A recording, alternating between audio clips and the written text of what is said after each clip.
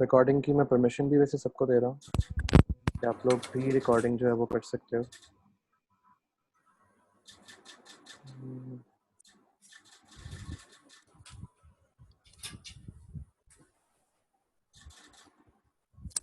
Excuse me sir. जी sir जो last में करवाया था आपने सर वो सारा कर लिया है। तो सर लेकिन कुछ चीज़ें उसमें ना डाइजेस्ट नहीं हो रही सर सही तरह। लाइक हसन कौन सी? सर हमने मॉडल बनाया है ठीक है, इसका सर फ्रंट एंड अपने आप किस तरह बन गया, यानी कि पोस्ट का जो था सर। यहाँ पे जी सर, ये हमने मॉडल बनाया है, इसका फ्रंट एंड कैसे सारा बना हुआ था सर जब वो हमने किया उसको। ये देखो, जेंगो के अंदर अपनी कुछ लाइब्रेरीज से ना इफेक्ट आता है बैक एंड के ऊपर। वो फ्रंट एंड नहीं है, वो एक्चुअली बैक एंड है। फ्रंट एंड पे तो अभी कुछ भी नहीं आया। सर लेकिन वो एक इंटरफेस तो है था ना, वो बैक एंड का यानी इंटरफेस कि है। हाँ, वो बैक एंड का ठीक। जो बैक एंड का इंटरफेस है वो एट्रीब्यूट और मॉडल से मिलता है। जैसे मैंने उस दिन कहा था कि हम कुछ हेल्पिंग मटेरियल लेते हैं ताकि हमारा जो बैक एंड है ना वो एक प्रॉपरली नजर आ रहा हो कि हमने बैक एंड के ऊपर क्या चीज़ किस तरह पेस्ट करनी होती है या इंपोर्ट करनी होती है। ठीक। क्योंकि बैकएंड ही एक हमारे पास एक ऐसी चीज़ होती है जिसमें हम ना बहुत से ऐसे फंक्शंस को लिख सकते हैं जो इजीली इम्प्लीमेंटेबल होते हैं। अगर हम इसका जो फ्रंट एंड अभी लिखेंगे तो ये इस मॉडल की ही चीज़ें उस फ्रंट एंड के अंदर यूज होंगी जो हमें हेल्प ये करेंगी कि हमने अब इसको अप्लाई कैसे करना होता है डिफरेंट जगह के ऊपर। बैकएंड के ऊपर हमें जो इंटरफेस नज़र आता है वो इस यूटिलिटीज़ की वजह से नज़र आता है और इस कंट्रीब्यूशन की वजह से नज़र आता है। और ऑपरेटिंग सिस्टम जिसको हम अलाउ कर रहे होते हैं इनकी वजह से होता है। अब जैसे हम सर ये एब्सोल्यूट यूआरएल एक दफा समझा देते सर। ये जो नीचे सर हमने एक्सटेंशन भी दी है। एब्सोल्यूट यूआरएल ये मेरे तो बता देते सर ये क्या ये काम कर रहे हैं। देखें हमारे पास जी सर ये मैं समझ गया हूँ। हर चीज़ ना एक प्राइमरी की से निकलती है। प्राइमरी की होती है डेटाबेस के अंदर। जब भी आप कोई चीज़ इंस्टॉल करते हो या किसी भी चीज़ को लिखते हो ना तो एक प्राइमरी की से अपने आप को लिंक किया होता है उसने। उस प्राइमरी की से जब कोई चीज़ लिंक करती है तो उस प्राइमरी की के अंदर हमारे पास इंफॉर्मेशन जो है वो सेव रहती है। ये वो प्राइमरी की इंफॉर्मेशन होती है जो कि हमें फ्रंट एंड पे भी शो करवानी होती है और बैक एंड के ऊपर भी। ये जो इंटरफेस बना है ये हमारा इस यूआरएल की वजह से बना, इस एब्सोल्यूट सेल्फ यूआरएल की वजह से बना है। जो पोस्ट डिटेल्स वगैरह आ रही हैं, जो कुछ भी इस तरह का लिखा हुआ आ रहा है वो इसी यूआरएल की वजह से आ रहा है। और इसके अलावा हमें ये यूआरएल कोई ऐसी इन्फॉर्मेशन नहीं देती कि जो हमें रिक्वायर्ड होती है। इन्फॉर्मेशन से होता क्या है या इन्फॉर्मेशन से हमें चीज़ें कौन कौन सी रिक्वायर्ड होती हैं, वो ये होती है कि ये एक प्राइमरी की है। जो प्राइमरी की जो है वो इंसर्ट हो रही है हमारे डेटा के अंदर और डेटा वहाँ से फेच होके वापस आके हमें एक एक्सटेंशन देता है। इस एक्सटेंशन का फ़ायदा ये होता है आप दुनिया में कोई भी एक्सटेंशन की फ़ाइल इसमें अपलोड कर सकते हो।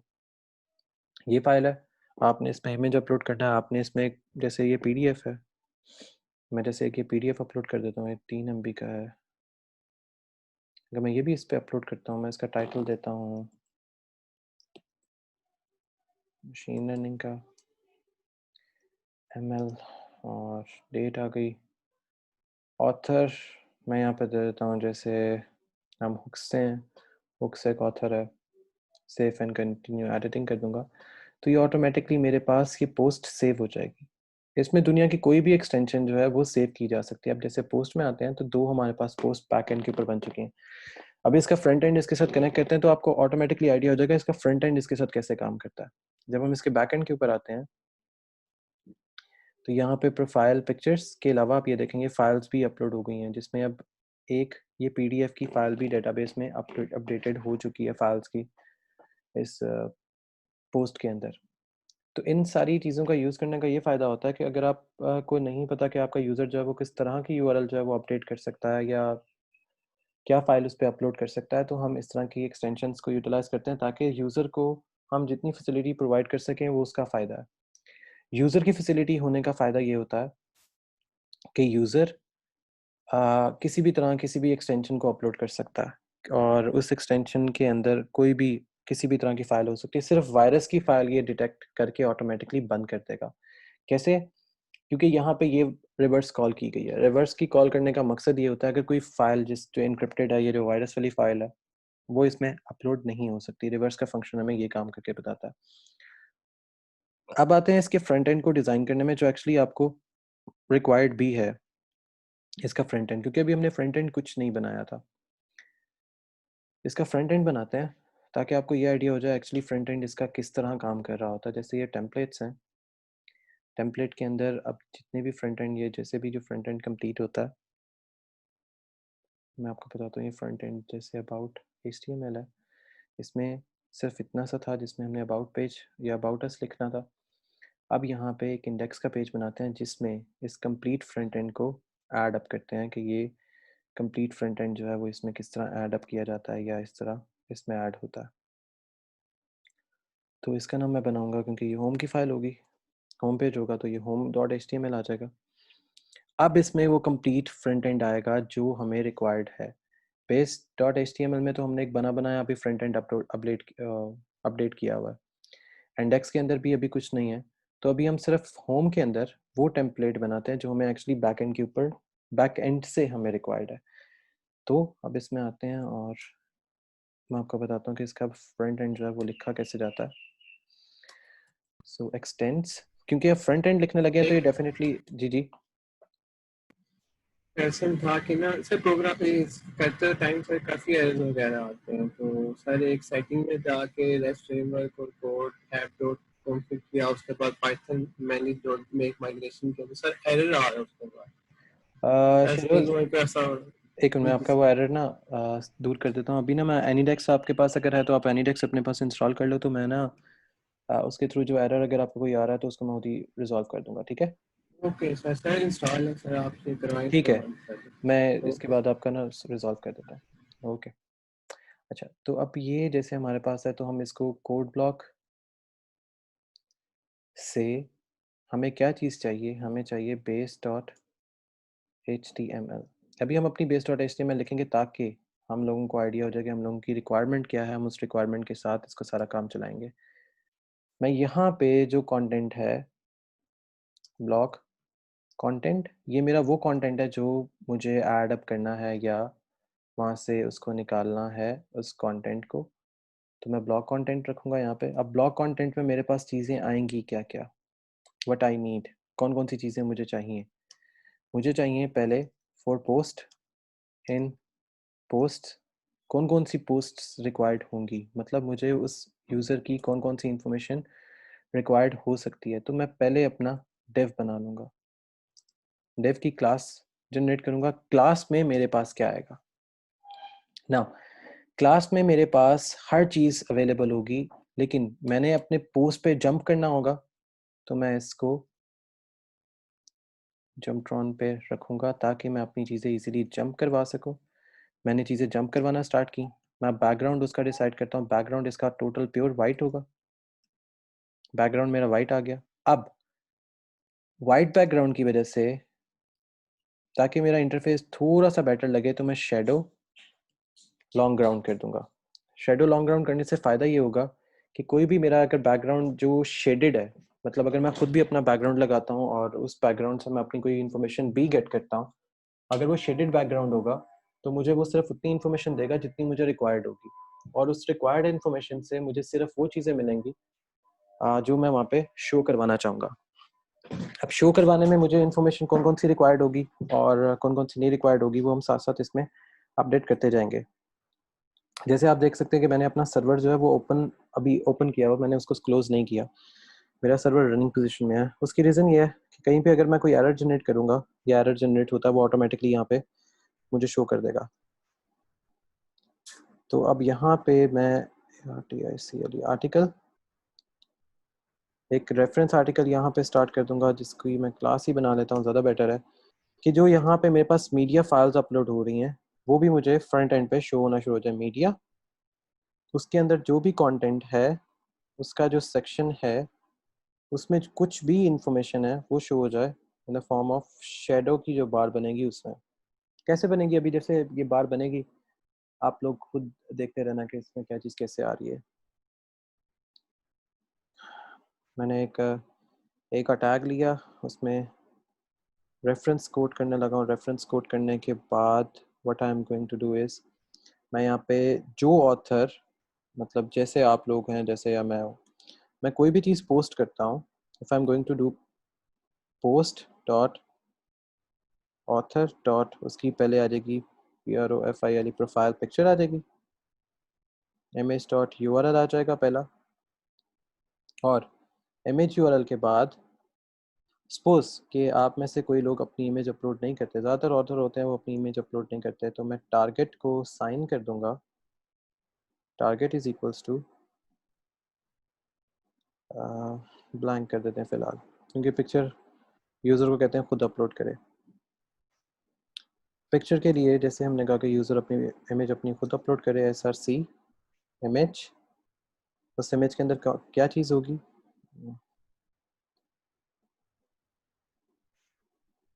उस इमेज में आएगी post dot author dot profile dot image dot URL, ये आ जाएगी। एंड अच्छा, एक चीज़ यहाँ पे, आप लोगों के पास विंडोज़ लैपटॉप होंगे या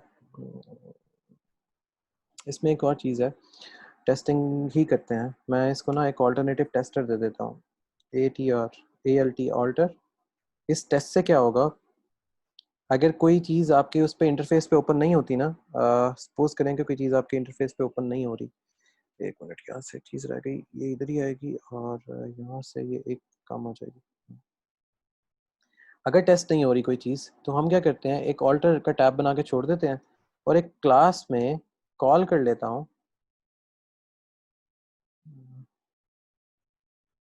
डूइंग कुछ गलत तो नहीं कर रहा, ये होता है।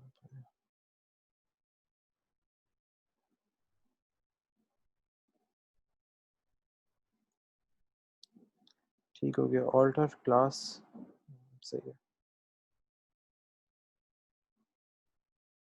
जैसे हम लोग कि अगर कोई इमेज अपलोड नहीं करना तो डिफ़ॉल्ट इमेज जो है वो अपलोड हो जाए, तो मैं जेंगो से ही हेल्प ले लेता हूँ, article dash image ROUNDED rounded CIRCLE circle, इसका ऑटोमेटिकली इमेज का थंबनेल अपलोड हो जाए, THUMBNAIL थंबनेल, और इमेज की कैटेगरी दे देता हूँ कि वो किस फॉर्म में होना चाहिए, फ्लूइड फॉर्म में, FLUID फ्लूइड, HADOW शेडो। अच्छा, ये एक्सपेरिमेंट है एक किस्म का, अगर तो ये ठीक हो गया, ये एक्सपेरिमेंट ये है कि अगर आप में से बहुत से ऐसे लोग होते हैं जो अपनी प्रोफाइल इमेज नहीं अपलोड करते, तो ये उन लोगों के लिए जो प्रोफाइल पिक्चर अपलोड किए बगैर अपनी चीज़ों को स्टार्ट कर देते हैं, क्योंकि होता है सम टाइम, हम सबको तो नहीं कह सकते कि अपनी प्रोफाइल पिक्चर्स वगैरह अपलोड करो, तो इसी तरह ही एक मिनट,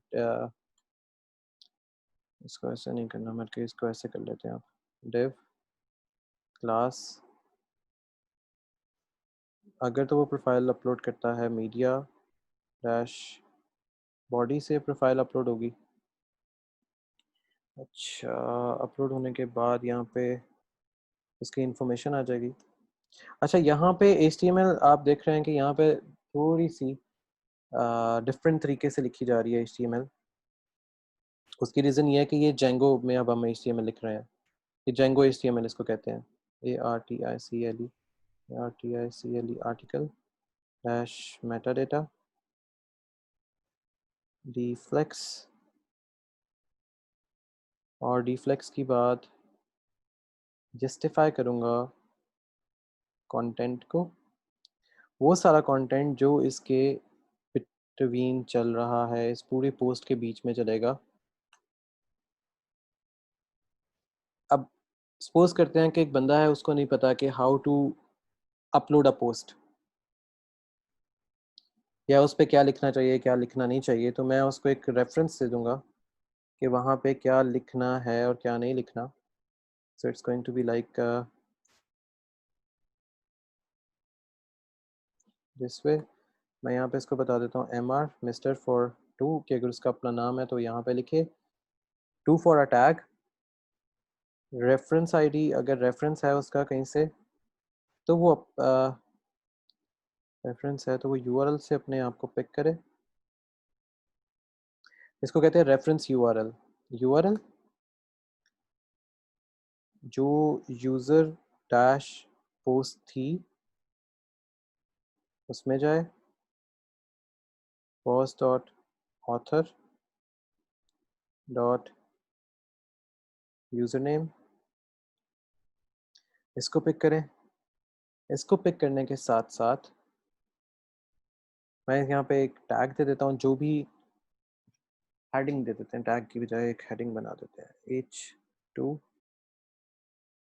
और यहाँ पे उस ऑथर का नाम आ जाए, suppose डॉट AUTHOR ऑथर। अच्छा, इसको और सिक्योर कर देता हूँ।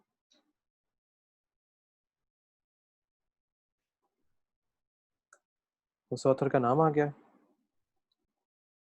एंड साथ ही साथ उसकी पोस्ट।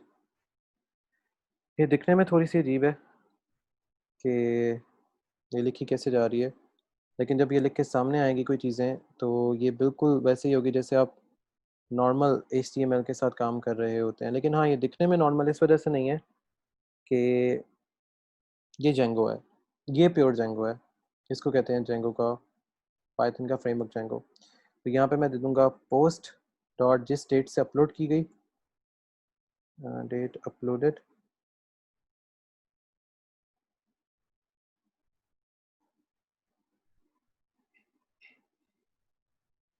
डेट का फॉर्मेट मैं दे देता हूँ।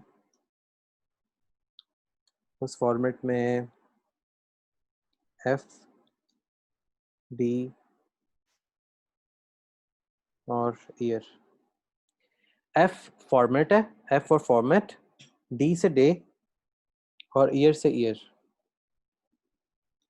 और ये मेरा टैग फ्रंट एंड का क्लोज हो गया।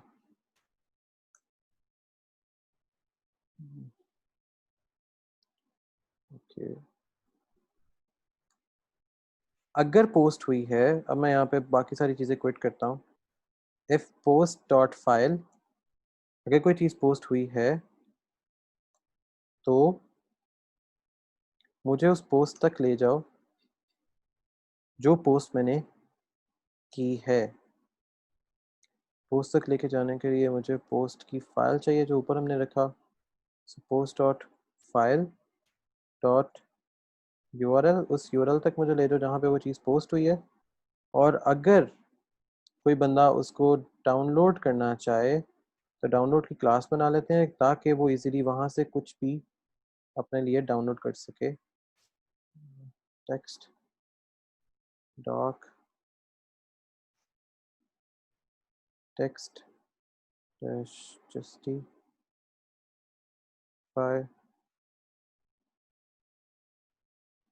और यहाँ पे मैं इसकी एक हेडिंग दे देता हूँ कि ये क्या चीज़ है जो मैंने पोस्ट डॉट ब्लॉग बनाया होगा वो।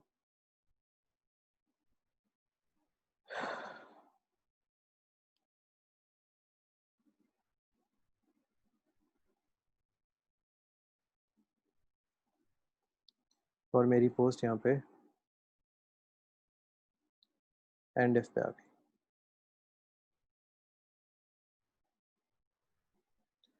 अभी मैं अपनी डिव क्लोज नहीं कर रहा। डिव इस वजह से क्लोज नहीं कर रहा क्योंकि मुझे अभी बाकी पोस्ट को भी अरेंज करना होगा और बाकी आर्टिकल्स को भी अरेंज करना होगा। ये उसके लिए मैं इसको सेव करके देखता हूँ इसमें कोई एरर वगैरह तो नहीं, क्योंकि यहाँ पे मुझे ये चीज़ शो होना शुरू हो जाएगी। अब रही बात बेस डॉट एचटीएमएल, इस पे अभी हमारे पास ये आ रहा है। हम बेस डॉट एचटीएमएल को अब टोटली चेंज करते हैं ताकि जो मेरी चीज़ें राउट होनी है वो डायरेक्ट राउट हो जाए, उसमें चीज़ें मेरी ख़राब ना हो या ख़राब होके राउट होना, ख़राब होके जो है वो राउट ना हो। तो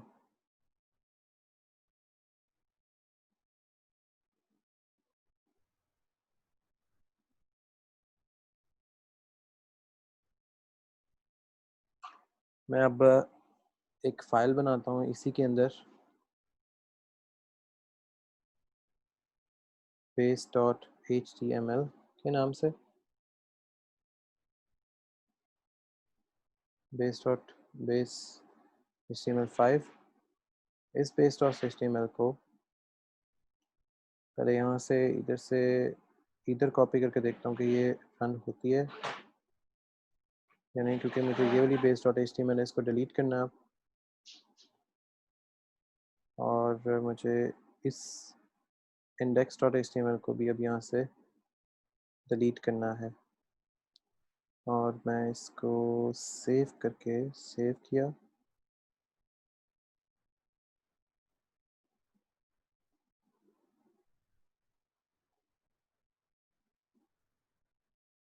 दो दफ़ा तो नहीं पेस्ट हो गई, दो दफ़ा पेस्ट हुई है। ओके, सेव किया। सेव करने के बाद मैं इसको माइग्रेट करवाता हूँ।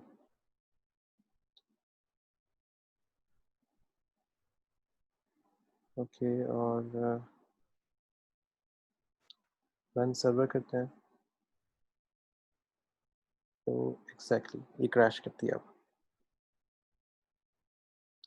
अब जैसे ये क्रैश कर गई, इट मीन्स कि जो हमारे पास जो अब इंफॉर्मेशन है एग्जैक्टली वो इंफॉर्मेशन कोई और है। अब इसमें जैसे ये ब्लॉग डॉट पोस्ट जो है वो नहीं आ रहा, एक्सटेंड्स बेस डॉट एचटीएमएल आ रहा है, एरर लाइन है इसके अंदर कि अब एक्सटेंड्स कहाँ से हो रही है, blog code enable about dot HTML से। अब ये जो अबाउट डॉट एचटीएमएल है इसका ये वाला, अब ये इसको प्रॉपर्ली अब हमें इसको करना पड़ेगा कोड ब्लॉग स्लैश, और इसको यहाँ से अब देखते हैं रिफ्रेश करके, तो हमारे पास ये आ गई थी। इट मीन्स कि अब काम हमारा सही चल रहा है, ठीक हो गया। अब जो बेस डॉट एचटीएमएल है ये वाली जो हमने कहीं से कॉपी पेस्ट की हुई थी, मैं इस फाइल को अब जनरेट करता हूँ according to my home dot HTML.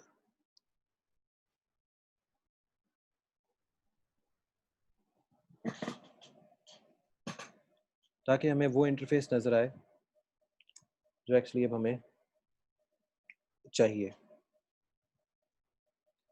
No doubt हम इसमें बूटस्ट्रैप्स की चीज़ें भी यूज़ करेंगे और उनकी स्टाइल शीट्स को भी यूज़ करेंगे। तो इसके अंदर चीज़ें लिखते कैसे हैं, मैं एक आपको वो तरीका बता देता हूँ, फिर मैं अपने पुराने एक प्रोजेक्ट से उन चीज़ों को उठा लूँगा ताकि हम अपना टाइम जो है वो सेव कर सकें। मैं लोड करूँगा स्टैटिक फाइल्स को। स्टैटिक फाइल को लोड करने से ये होगा कि मुझे मेटा टैग्स रिक्वायर्ड होंगे। अब मेटा टैग्स रिक्वायर्ड होने के साथ साथ मीन्स कि मुझे बाकी सारी चीज़ें भी रिक्वायर्ड होंगी, जिसमें मेरे पास स्टैटिक में मुझे CSS भी रिक्वायर्ड होगी।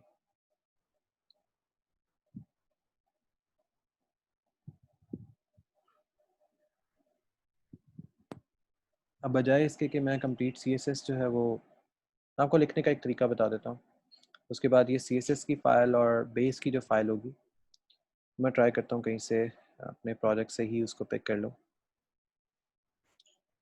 ताकि हमारा जो टाइम है वो सेव हो सके। इसको लिखते कैसे हैं, जैसे HTML को ऐसे लिखा जाएगा, और अगर मैं उसकी बात करूं कि स्टैटिक को कैसे लिखते हैं, सॉरी CSS को कैसे लिखा जाता है इसके अंदर, तो CSS को लिखने का बिल्कुल एक सिंपल तरीका होता है जिसमें हमने पहले देना होता है बॉडी, बॉडी का टैग आएगा। बॉडी के टैग के अंदर हमने ये बताना होता है कि इसकी जो पहले आ जाएगी बैकग्राउंड। हम बैकग्राउंड को डिफाइन करते हैं किसी भी कलर के साथ। जैसे मैं यहाँ पे कोई कलर ले लेता हूँ, FA। मैंने कलर डिफाइन कर दिया, फिर मैं यहाँ पे उसका कलर डिफाइन कर देता हूँ, सॉरी बैकग्राउंड डिफाइन कर दिया, फिर कलर डिफाइन कर दिया, कोई भी रैंडम कलर उठा दिया, एंड फिर मैंने मार्जिन दे दी कि मार्जिन इसकी कितनी होनी चाहिए टॉप से, तो कोई मार्जिन नहीं होनी चाहिए, तो मैं यहाँ पे इसको सिर्फ 0 दे के छोड़ दूंगा। So this is how I am going to write my CSS। अब जैसे मुझे हेडिंग्स के अगर कोई कलर देने हैं, अगर मुझे हेडिंग पे कोई कलर रखना है, जितनी भी हेडिंग्स वगैरह हैं उन पे कोई कलर रखना है, तो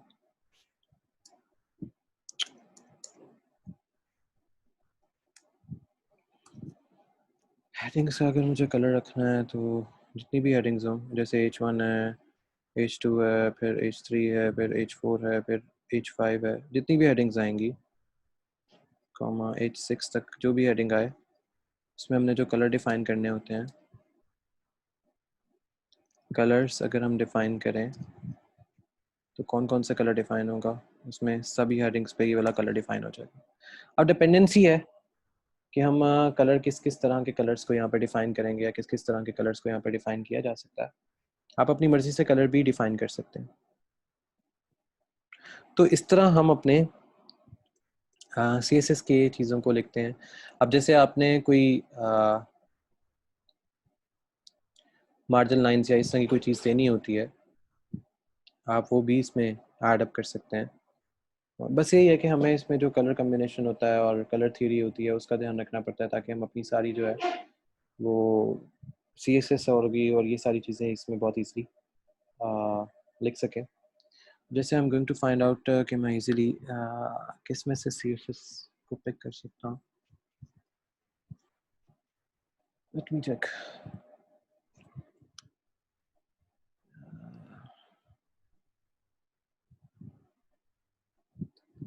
अच्छा आई गेस ये तो अच्छा इसमें व्हाट्सएप की API वाला है, ठीक है। इसमें ठीक हो गया है।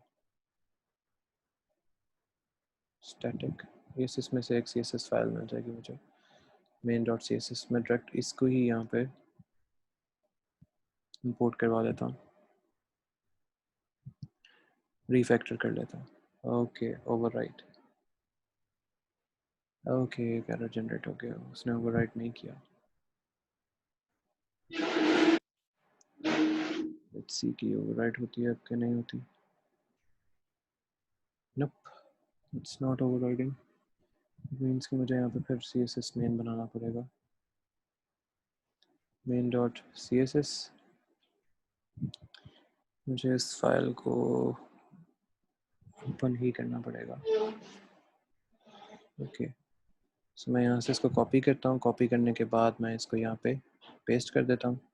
ये मेरी CSS की फाइल आ गई डायरेक्ट, और जिसमें हर चीज़ जो है वो सेटेड है। मैं इसको Ctrl+C करके माइग्रेट करवा के देखता हूँ कि ये कोई एरर तो नहीं जनरेट कर रही। नो, इसमें कोई एरर वगैरह जनरेट नहीं हुआ।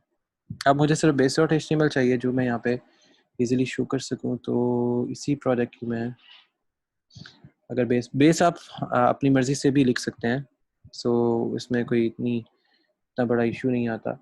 टेम्पलेट्स में है, इसमें ये वाली फाइल है, ये भी मेरे ख्याल में कंप्लीट नहीं है इसमें। सी आई गेस इसमें भी base.html जो है वो नहीं होगी कंप्लीट।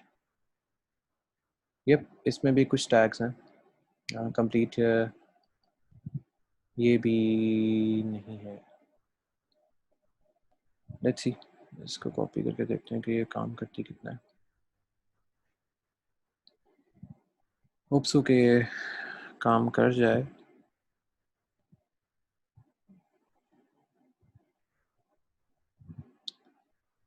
लेकिन जो इसमें कंडीशन जैसे लिखी गई है, माइग्रेट करने से आइडिया हो जाएगा कि कोई एरर नहीं है। रन सर्वर करके देखते हैं, एंड लेट्स सी कि यप एक अबाउट अस की जो पोस्ट है वो आ चुकी है, लेकिन अबाउट अस से आगे हम इस वजह से नहीं जाएंगे क्योंकि बाकी हमारे कोई पेज वगैरह अभी नहीं बने हुए। और करंटली जो मेरी पोस्ट है वो न्यू पोस्ट है, जैसे हुक्स लॉ है, लॉग आउट है, अभी इसके अंदर कोई भी बैक एंड पे CSS जो है वो नहीं चली, इसकी कोई CSS अभी जो है वो काम नहीं कर रही कि हाँ, लेकिन चल गई है ये वाली फाइल, लेकिन इसमें CSS जो है वो अभी कोई काम नहीं किया क्योंकि CSS का यहाँ पे कोई टैग वगैरह ऐड नहीं किया गया। अब जैसे अगर हम इसमें CSS खाली ऐड करते हैं या बैकएंड के टैग्स ऐड करते हैं तो ये कैसे बिहेव करती है।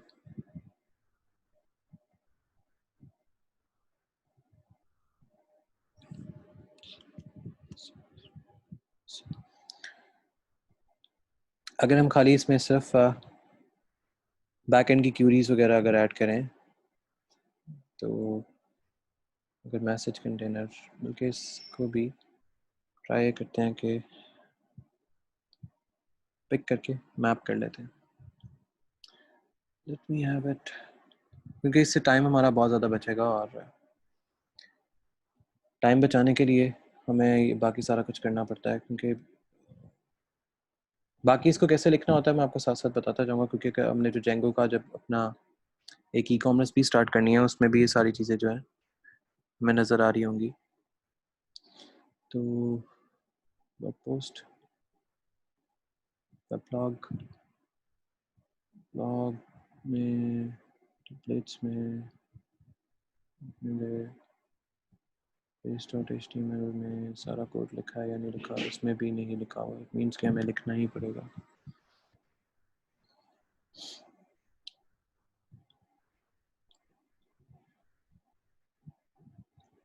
एक और जगह पे ट्राई कर लेते हैं, उसके बाद फिर हम लिख ही लेते हैं कोड। टाइम वेस्ट करने से मच बेटर है कि आप कोड खुद ही लिख लें।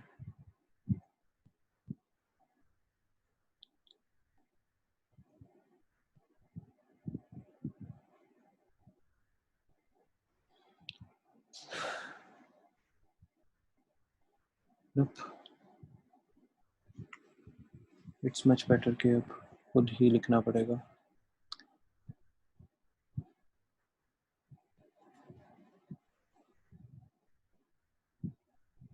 चलो ठीक है, खुद ही इसके नीचे कोड वगैरह ऐड कर देते हैं, बाकी भी जो हमें रिक्वायर्ड है या रिक्वायरमेंट है जो हमारे कोड की। असल में जो ब्लॉग्स वगैरह होते हैं, इस तरह की चीज़ें बीच में आती हैं, इसमें हम CSS वगैरह की चीज़ों को भी ऐड करते हैं और उन CSS की चीज़ों को भी यहाँ पे ऐड अप किया जा रहा होता है। तो अब ये ओरिजिनली कैसे लिखा जाता है कि CSS और बूटस्ट्रैप की शीटों को किस तरह इसमें ऐड किया जाता है, तो अब हम उनको लेके चलते हैं प्रॉपरली कि शीटें कैसे ऐड होती हैं और बूटस्ट्रैप कैसे इसमें ऐड किया जाता है, ताकि ये जो ब्लॉग है, ये पोस्ट, ये किसी हद तक हमें नज़र आए कि ये प्रॉपर काम हुआ है। तो स्टैटिक, आई सी स्टैटिक फाइल्स। अब मैं यहाँ पे लोड करूँगा जो हमें रिक्वायरमेंट है, डॉक टाइप HTML डेफिनेटली, और यहाँ पे HTML का टैग आएगा HTML लैंग्वेज, इंग्लिश डेफिनेटली, हम इंग्लिश लैंग्वेज ही यूज़ करते हैं। अब यहाँ से हमारा काम स्टार्ट होगा हेड से। हेड में क्या क्या आएगा ना, अब मेटा टैग्स जो हमने यूज़ किए हुए थे, जैसे हमने वहाँ पे यूज़ किया था Meta character set which is equals to UTF-8। इस मेटा टैग से हमने वहाँ से चीज़ें फाइंड आउट करनी है, मेटा नेम और is equals to view post, बल्कि इसको पोर्ट में ले जाते हैं, पोस्ट बाद में कर लेंगे क्योंकि अभी हमारे पास पोस्ट कोई है नहीं, तो हम पोर्ट से डाटा ले लेते हैं। पोर्ट डाटा जो इनके कंप्यूटर के अंदर है, अब यहाँ पे डिफाइन कर दूंगा कि उसकी जो विड्थ है according to the system set की जाए, which is equals to device, जैसे सिस्टम TVIC डिवाइस से उसकी विड्थ आ जाए, WIDTH विड्थ, डिवाइस की विड्थ के अकॉर्डिंग उसकी विड्थ आ जाए। और इनिशियली जो स्केल होगा वो 1 होगा, मतलब difference of the scale is 1। हमें वो स्क्रीन के ऊपर कंप्लीट चाहिए हो तो श्रिंक टू फिट, तो हम उसको नो कर देंगे। इससे फ़ायदा ये होगा हमारे पिक्सल्स जो हैं वो ख़राब नहीं होता है, किसी भी चीज़ के लेके पिक्सल्स जो हैं वो बीच में डिस्टर्ब नहीं होते। अच्छा, इसको कंप्लीट किया। अब जो हमने चीज़ इसके साथ करनी है वो ये करनी है कि बूटस्ट्रैप की कोई स्टाइल शीट जो है वो पिक करनी है अब, और कोई भी स्टाइल शीट हम बूटस्ट्रैप की जो भी हमारे पास होती है, बूटस्ट्रैप CSS यहाँ पे लिखेंगे, बूटस्ट्रैप CSS CDN, और यहाँ पे ये भी है, ये भी है, ये भी है, स्टैटिक पाथ्स। हम यहाँ से कोई भी जो स्टाइल शीट है इसको पिक करते हैं।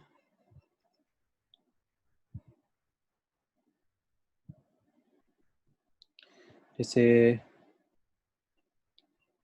ये एक स्टाइल शीट आ रही है, इसमें कि एक ऑप्शनल थीम है, सो डिपेंड करेगी कि हमने कौन सी स्टाइल शीट को किस तरह पिक करना है या कौन सी स्टाइल शीट आपको रिक्वायर्ड है। ये जावास्क्रिप्ट वाली भी है, और हम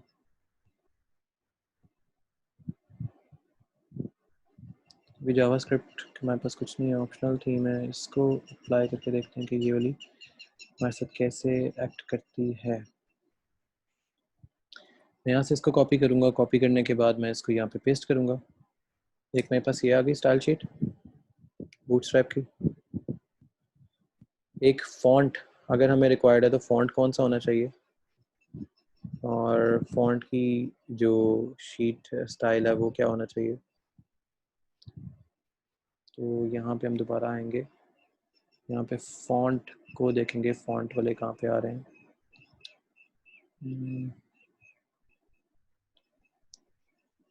जावा CSS मिल रहा है यहाँ से, हमने मेटा टैग इसको दे दिया, उसके बाद कंटेनर्स टैग्स,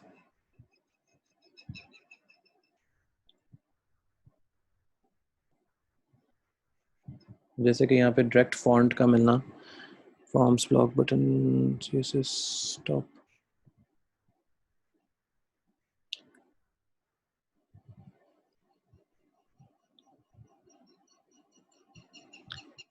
ओके, यहाँ से नहीं अगर मिल रहा तो यहाँ पे मैं जाता हूँ और CDN की बजाय फॉन्ट,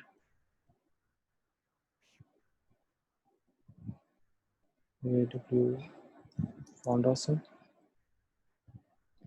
इसमें गए हम, यहाँ से फॉन्ट पिक कर लेंगे। फॉन्ट पिक करने के बाद इसके स्टाइल टैग्स को पहले जब तक फॉन्ट आता है, अच्छा अब ये फॉन्ट है, नहीं मुझे चाहिए सैम्पल्स।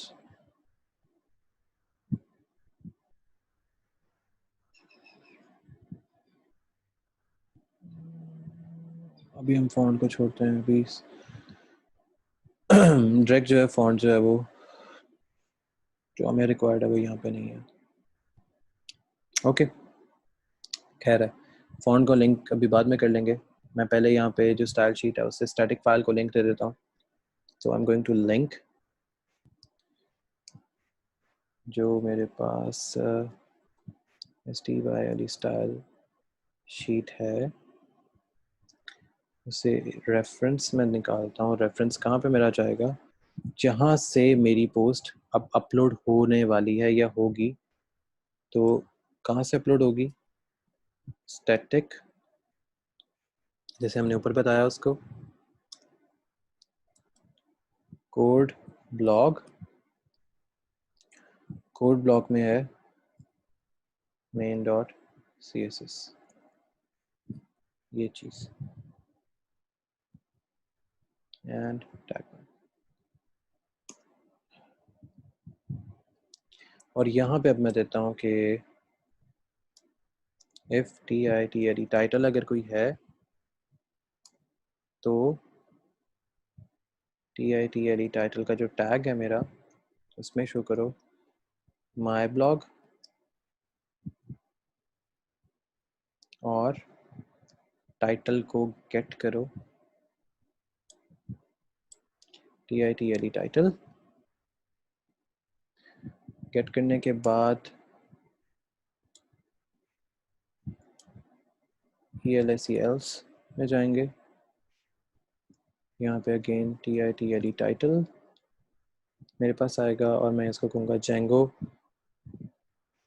LLP application test. और मेरे पास HTML का टैग फ़िलहाल यहाँ पे क्लोज करते हैं और इसको मैं टेस्ट करके देखता हूँ कि ये मेरा कितना टेस्ट हुआ है। तो अगेन इसको क्लोज करूँगा यहाँ से, माइग्रेट। आई होप कि कोई एरर ना हो।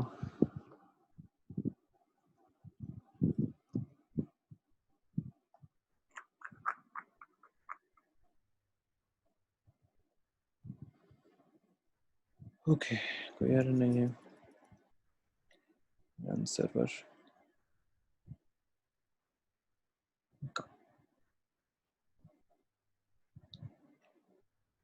लेट्स सी कि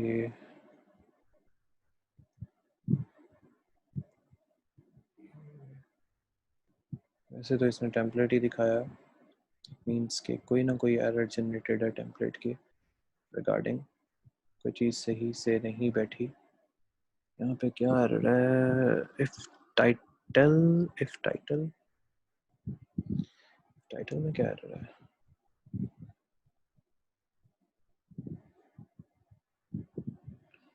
if title my blog dot title if title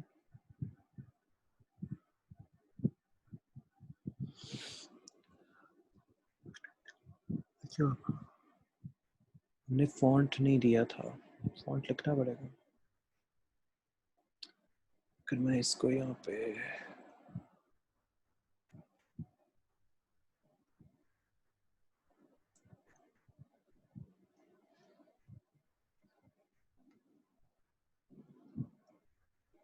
let's see, हाँ टाइटल यहाँ पे देना पड़ेगा। टाइटल आएगा तो ही काम चलेगा, क्योंकि if looking for one and if render होके वो कहीं पे नहीं गया, क्योंकि टाइटल बैकएंड पे एग्जिस्ट नहीं कर रहा हूँ। अच्छा ओके, यहाँ पे लिंक बनाना पड़ेगा टाइटल के लिए भी। और अगर मैं इसको टोटल यहाँ से ख़त्म कर दूँ फॉर अ व्हाइल,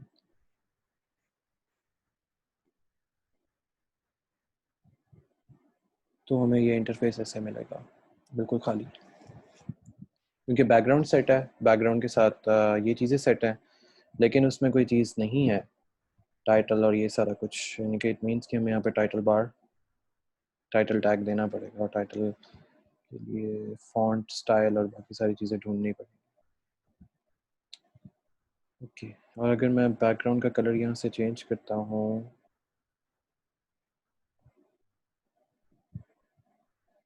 लाइक अगर इसको 000 कर दूँ, फिर क्या इफेक्ट आएगा? कोई इफेक्ट फिलहाल नहीं है।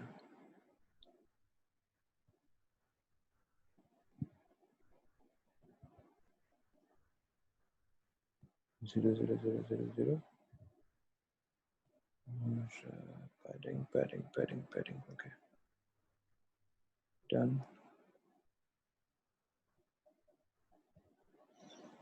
ठीक हो गया। ये पैडिंग और बाकी सारी चीज़ों में ये इफेक्ट नहीं आता, ठीक है। ओके, फिर हमें फॉन्ट का इसका पैडिंग लिखनी पड़ेगी, फॉन्ट की पैडिंग को इसमें ऐड करना पड़ेगा, अदरवाइज जो है ये फॉन्ट पैडिंग को ऐड किए बिना ही सब दे रहा है। ये टेक्निकल एरर कुछ नहीं है, ये एक्चुअली एरर भी नहीं है। असल में ये डेटा है ही नहीं हमारे पास जो वो शो करेगा, तो इस वजह से ये ऐसे है। जैसे 0 0 पे कलर कम्बिनेशन जो है वो और बन जाता है। ये सेक्शन का है, ये टोटल बैकग्राउंड है, ये 0 0 0 की वजह वजह हम इसको डायरेक्ट ब्लैक भी करके देखते हैं। चल कौन सा रहा, ये चल रहा है शायद, ये डायरेक्ट ब्लैक, या इधर कलर कोड्स निकाल कर देखते हैं। कलर COL कलर कोड, फिर इसके बाद हम डायरेक्ट उस पर शिफ्ट हो जाएंगे कि हमने बाकी सारी चीज़ें कैसे करनी होती हैं। तो ये FF333 ये भी है समथिंग, तो इसको यहाँ पे पुट करके देखते हैं कि ये क्या कलर हमें शो करता है फ्रंट एंड के ऊपर अगर ये चेंज होता है तो। सो बैकग्राउंड का कलर बहुत इजीली हम यहाँ से चेंज कर सकते हैं। पहले सिर्फ कलर कॉम्बिनेशन जो हैं वो सही से नहीं लग रहे थे, उसकी वजह से कलर्स हैं वो अपने आप को शो नहीं कर रहा था। तो अब जैसे अगर हमें इसको कोई और कलर चाहिए, लाइक अगर ब्लैक टाइप कोई कलर चाहिए या इनके ये वाला कलर चाहिए, तो हम इसको ये वाला कलर भी इजीली असाइन कर सकते हैं अपने पास से। ठीक है, तो बैकग्राउंड जो हमारा रिस्पॉन्सिव है और रिस्पॉन्स कर रहा है अकॉर्डिंगली। ओके ठीक हो गया, एग्जैक्टली ठीक है। अब बस हमें base.html के अंदर फॉन्ट स्टाइल ऐड करना है ताकि हम इस टाइटल को यहाँ पे शो करवा सकें कि ये टाइटल एक्चुअली एग्जिस्ट करता है। क्योंकि अभी टाइटल का कोई फॉन्ट नहीं है और फॉन्ट में कोई टाइटल नहीं है, तो इस वजह से ये एरर ऐसे करेगा। ओके, अब हम इसको एक एक्सपेरिमेंट करके देख लेते हैं। ओके, इसका एक्सपेरिमेंट कुछ ऐसे करते हैं।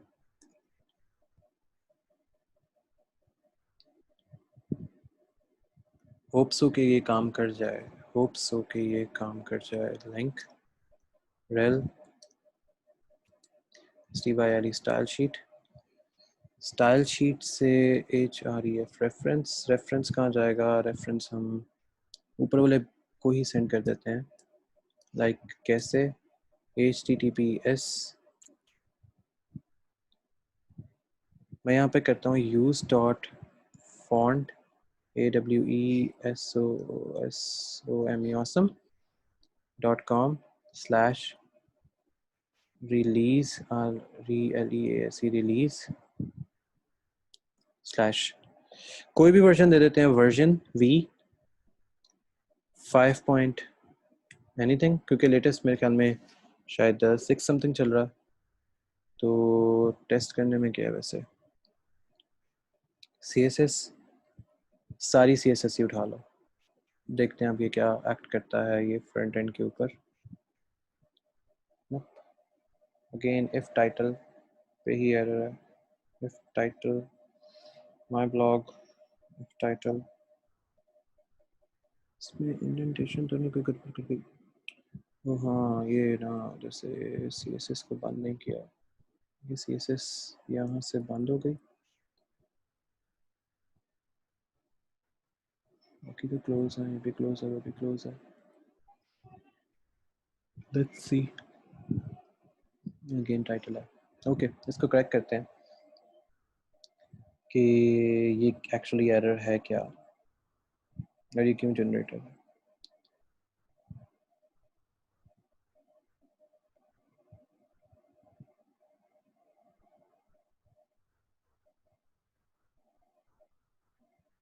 एंड इफ मैंने ब्लॉग कंटेंट कहीं पे स्टार्ट किया था, ब्लॉग कंटेंट मैंने कहीं नहीं स्टार्ट किया।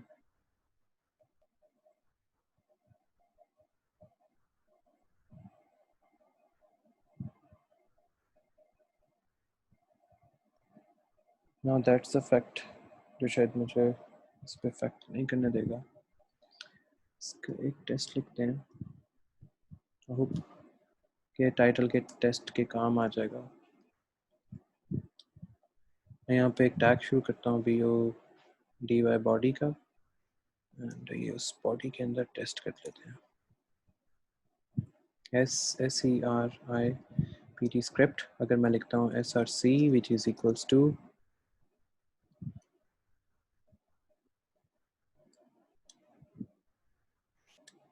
स्क्रिप्ट के अंदर मैं कहता हूँ कि st स्टैटिक फाइल थी, स्टैटिक फाइल मेरी आई कहाँ से थी,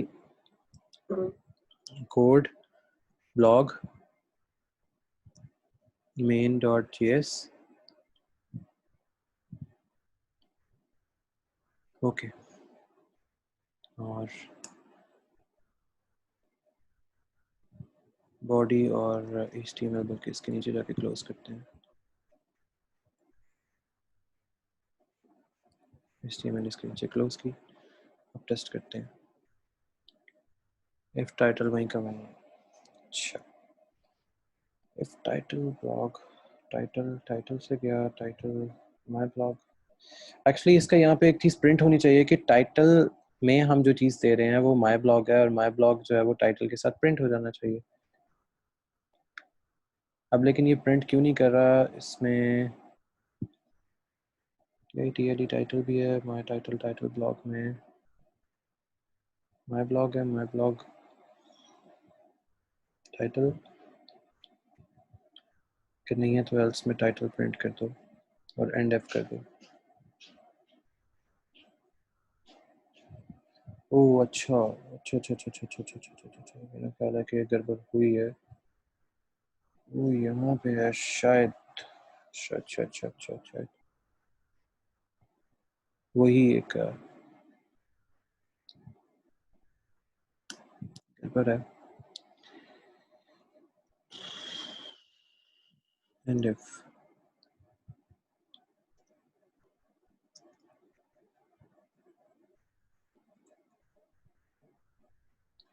लेट्स सी ओके हो गया। सो हमारा यहाँ पे जेंगो एप्लीकेशन टेस्ट लिखा हुआ आ गया और ये टाइटल आ गया। अब यहाँ पे हमारे पास सारा काम रह गया जो अब हमने इस बॉडी में शो करना है। अब सिर्फ काम रह गया बॉडी का कि बॉडी में अब हम क्या चीज़ किस तरह लिखते हैं और क्या चीज़ किस तरह लिखी जाती है। सो एक छोटी सी चीज़ थी जिसकी वजह से ये चीज़ जनरेट हुई थी। ओके नाउ अब बॉडी के टैग में हमारे पास क्या क्या कुछ आएगा, अब वो इसमें हम ऐड करते रहेंगे। इसमें यूज़र की पोस्ट होगी तो यूज़र पोस्ट आ गई, तो हम पहले जैसे यूज़र है पहले यूज़र की पोस्ट वगैरह का उसमें ऐड कर देते हैं तो वो आएगा।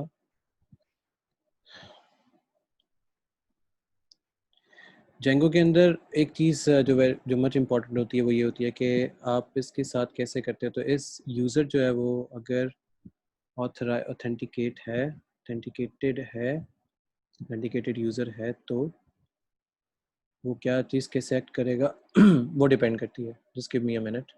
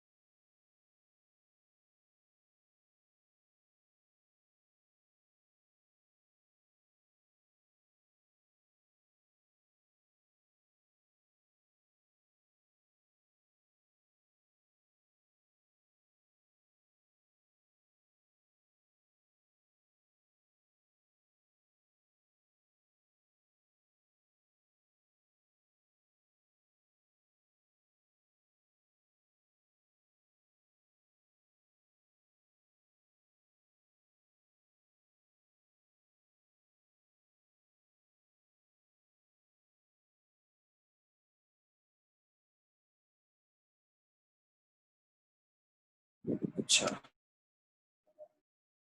ओके ठीक हो गया। अच्छा इफ ऑथेंटिकेशन अगर यूज़र है तो उसकी डेफिनेटली कोई ना कोई रेफरेंस आईपी होगी, रेफरेंस यूआरएल होगी। हम वहीं पे पहुंचेंगे जहाँ पे उसकी रेफरेंस यूआरएल हमें लेके जाएगी।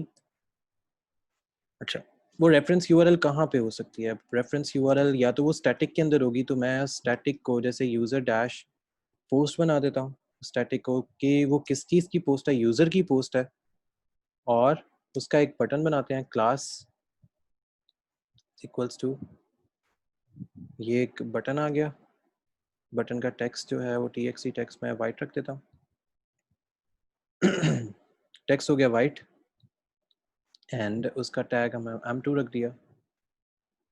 अच्छा टैग रखने से फ़ायदा क्या होगा? टैग रखने से ये होता है हम सिर्फ डेटाबेस में इजीली इसको मैप कर पा रहे होते हैं कि यूज़र आएगा, यूज़र ने अपना कुछ किया, उसने बना दिया और इस तरह कुछ। अब मेरे पास एक रेफरेंस क्लास आएगी जिसको हम आई क्लास कह देते हैं।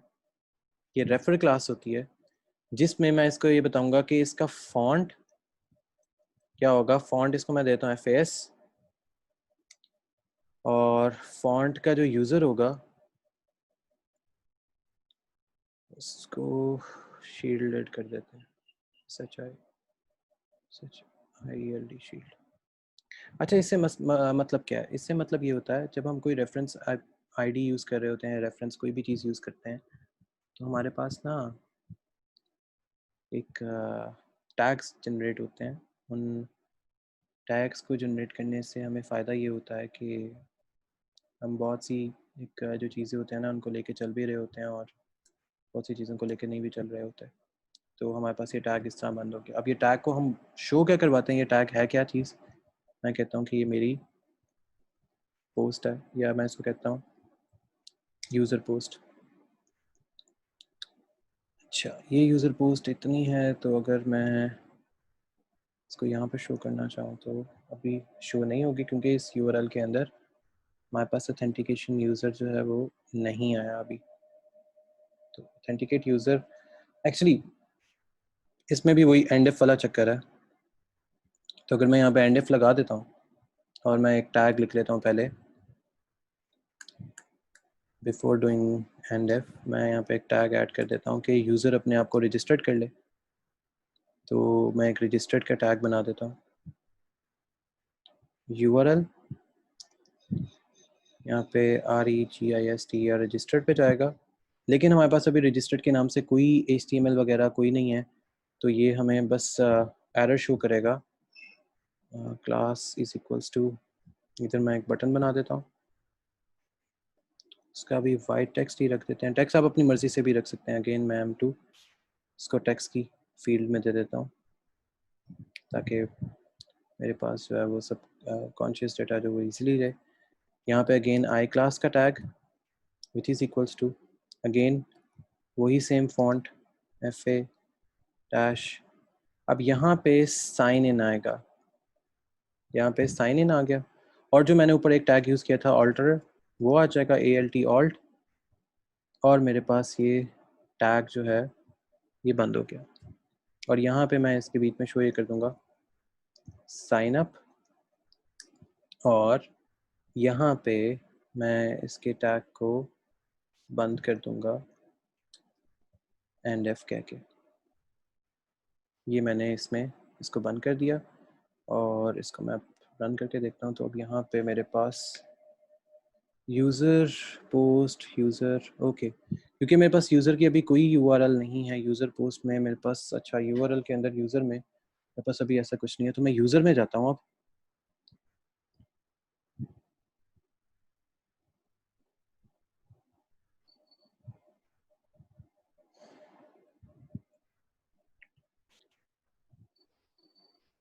मैं यूज़र स्क्रिप्ट टैग में आऊँगा, इन सबको बंद कर देता हूँ। मैं यूज़र्स में आता हूँ और व्यू मेरे पास रजिस्टर्ड का बना हुआ है। यूज़र HTML इसमें नहीं है, तो मैं यूज़र की यहाँ पे एक HTML ऐड कर देता हूँ।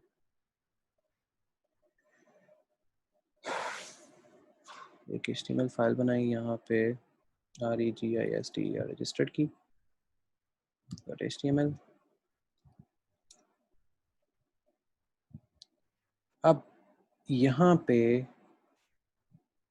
मैं इसको रजिस्टर्ड करवाता हूँ, बाद में इसकी फिर मैं पोस्ट वगैरह उधर ऐड कर दूंगा। जो भी मैं यहाँ पे इसको करवाता हूँ, मैं इसको एक्सटेंड्स करवाता हूँ कहाँ से, अगेन उधर जगह से कोड ब्लॉक base.html। उस HTML से अब हम यहाँ पे करेंगे लोड क्रिस्पी फॉर्म्स टैग्स। अब ये टैग्स वगैरह भी साथ बना लेंगे। यहाँ पे लिखने का मकसद ये है ताकि हम लोगों को ये आइडिया रहे कि हम क्या करने लगे हैं। तो मैं ब्लॉक कंटेंट इसमें ऐड कर देता हूँ। ब्लॉक कंटेंट ऐड करने से मुझे क्या मिलेगा, मैं यहाँ पे एक अपनी डेव की क्लास बनाता हूँ। डेव क्लास बनाऊंगा। डेव क्लास से जो चीज़ मैं क्रिएट करूँगा वो होगी कंटेंट डैश सेक्शन। अब इस सेक्शन में मैं अपने फॉर्म्स को सिक्योर करता हूँ। मैं फॉर्म्स को सिक्योर करता हूँ मेथड के through. Method is equals to post, जिसकी वजह से अभी एरर आ रहा था। ओके, इसको मैं सिक्योर कर देता हूँ और डबल कोट्स के अंदर पोस्ट आ गई, फॉर्म्स आ गए। अब उसके अंदर जैसे हम इसके टोकनाइजेशन यूज़ करते हैं CSRF अंडरस्कोर TOKEN टोकन। अब इस टोकन के थ्रू हमें क्या चाहिए, FIELD field set. Field set से चाहिए क्लास।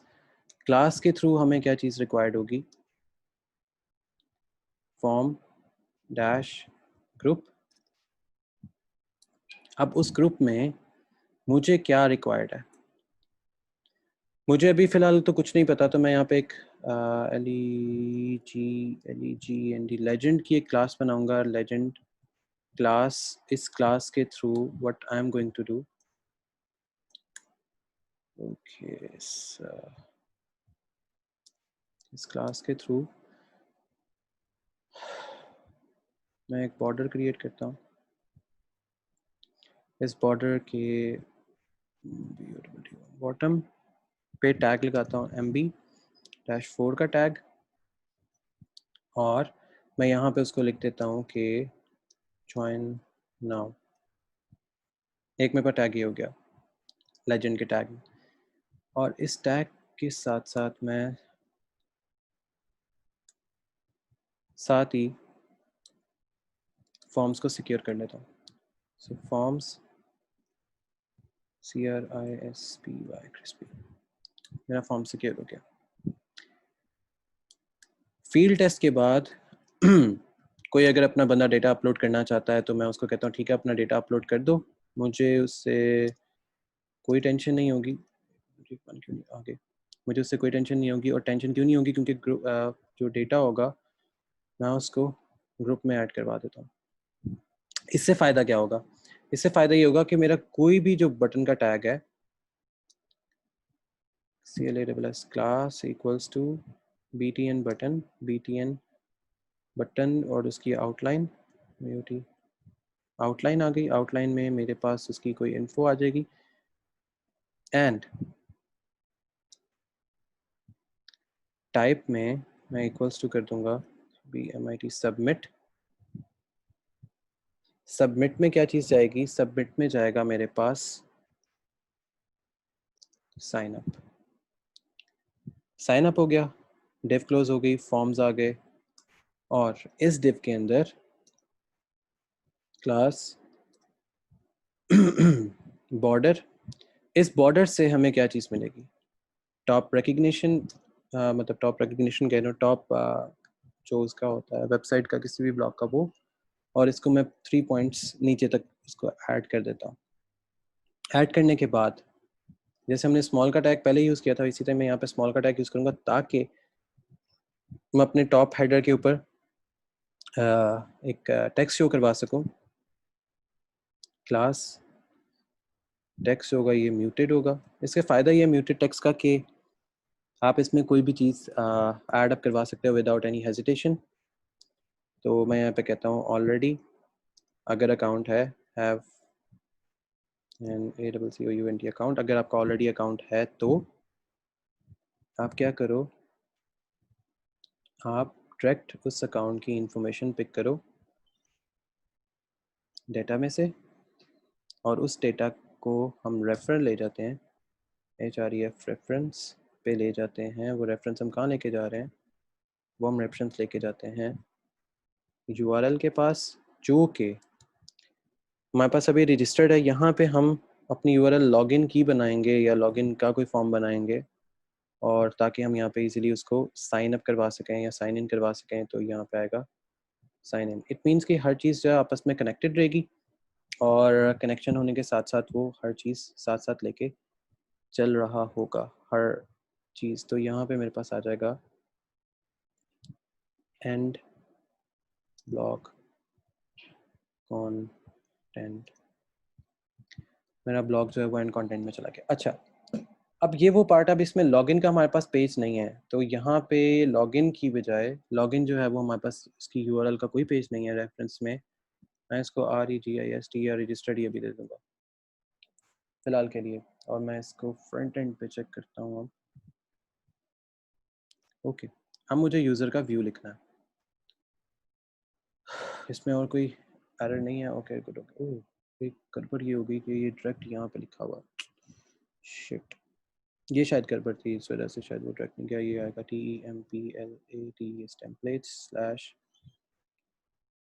यूज़र्स, और इस यूज़र्स में इस HTML में आना था।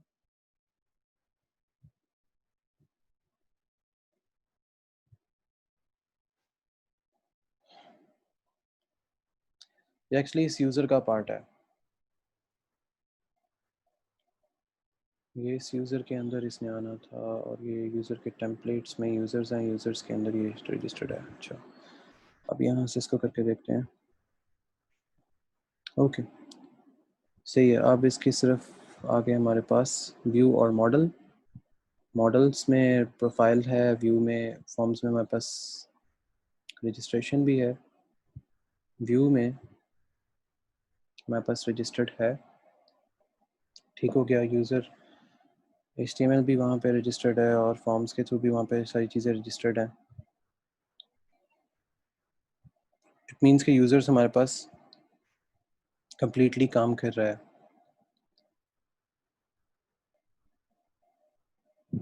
हमारे पास सिग्नल्स में भी डेटा है, रिसीवर और रिसीवर ठीक हो गया। व्यूज़ में भी हमारे पास डेटा ऐड है रजिस्टर्ड का। हमने सिर्फ अभी रजिस्ट्रेशन प्रोफाइल बनाई हुई है, रजिस्ट्रेशन में भी सारा कुछ ही ऐड है। ठीक है, सेव हुआ, यूज़र इज़ वैलिड हुआ, तो फॉर्म रजिस्ट्रेशन फॉर्म पे जाएगा। फॉर्म्स में हमारे पास ये चीज़ एडिड है, ठीक हो गया। अच्छा, तो अब एरर एक्चुअली आ किधर रहा है, अब ये देखना है कि एरर जो आ रहा है वो अब किधर जनरेट होके आ रहा है।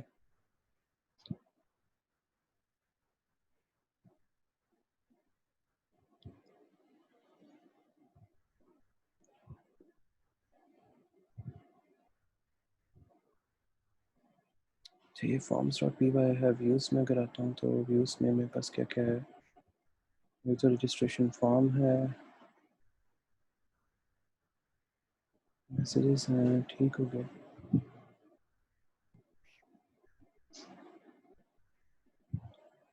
इसमें मेरे पास पोस्ट का मेथड है, रीडायरेक्ट टू लॉगिन है, यूज़र नेम है।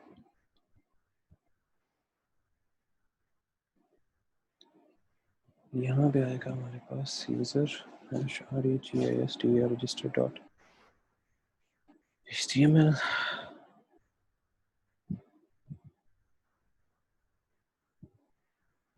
just tell reverse user dash post not found, user post is not valid for view function and pattern। View में पोस्ट है तो सही, व्यूज में पोस्ट है तो सही, यूजर फॉर्म्स में से सेव हो रहा है।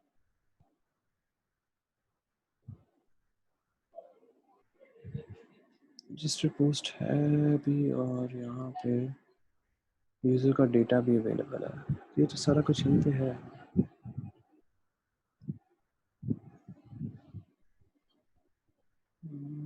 गड़बड़ क्या हो रही है इसमें?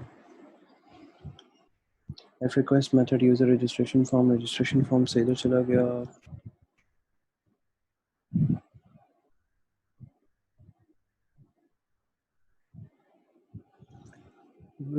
User dash post not found.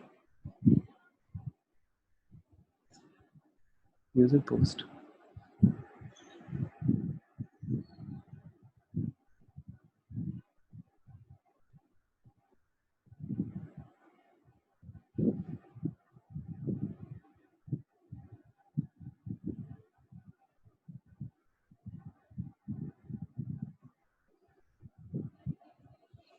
अच्छा,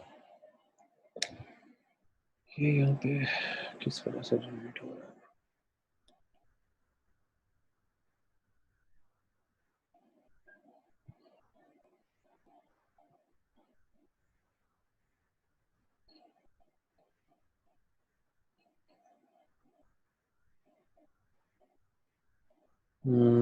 If user is authenticated,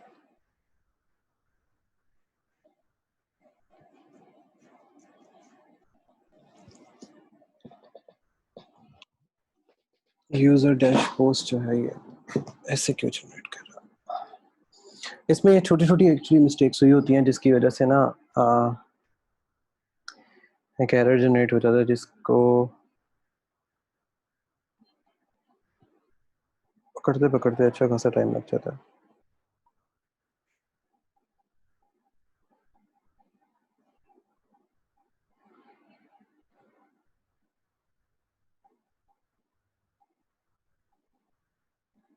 generate कहाँ हो रहा है?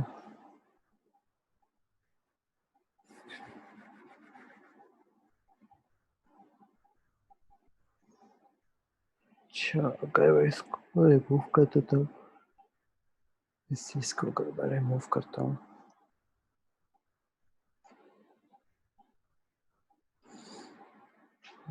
ये रजिस्टर्ड पे जाता है कि नहीं जाता?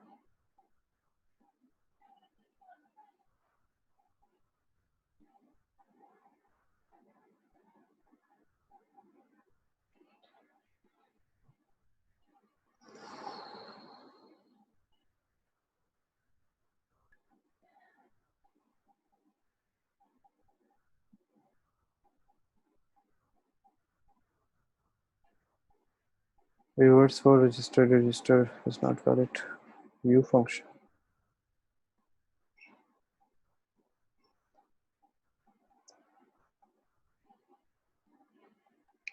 Register. ओह, अब समझ आई एक चीज़ शायद कि ऐसे क्यों जनरेट कर रहा होगा। If I am not wrong and अगर तो मैं सही सोच रहा हूँ यानी कि it means कि मुझे यहाँ पे HTML फाइल्स इसके साथ क्रिएट करनी है।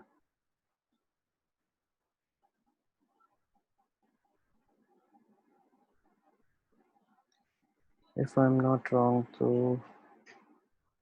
ट्राई करके देखते हैं।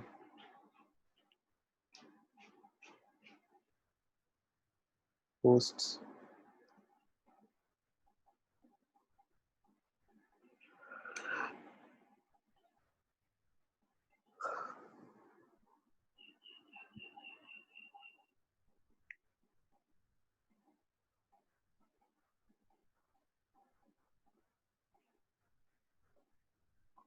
और होम के डेटा के अंदर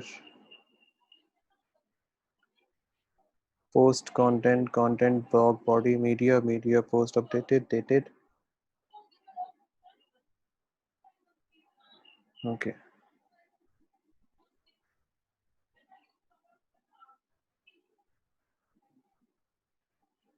अगर हम इसको रिमूव करते हैं तो अगेन वहीं पे बैक पे आ जाते हैं। ठीक है, एक्चुअली हो ये रहा है कि जो यूज़र डेटा है, यूज़र डेटा जो बैकएंड के ऊपर डेटाबेस में है, सिर्फ हमने उसको अब यहाँ पे डिस्प्ले करवाना है। एडमिन चल क्यों नहीं रहा, आ गया एडमिन। ये यूज़र का जो डेटा है, अब ये यूज़र का जो डेटा है, ये वाला, इसको फ्रंट एंड पे अब शो करवाना है कि कितने यूज़र बने हुए हैं, और इन यूज़र्स को अब